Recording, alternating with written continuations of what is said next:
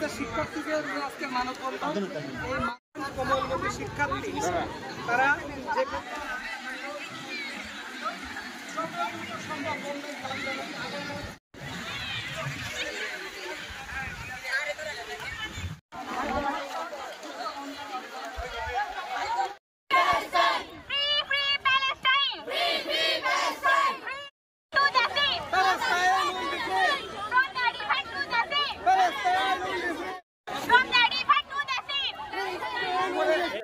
আমরা ফিলিস্তিনের সাহায্য চাই। আজকে বড় বড় রাষ্ট্রের কাছে অনুরোধ এবং মুসলিম কান্ট্রিগুলোর কাছে আমাদের অনুরোধ, এই হত্যাকাণ্ড যেন বন্ধ করা হয়, এই ধ্বংসস্তূপ যেন বন্ধ করা হয়।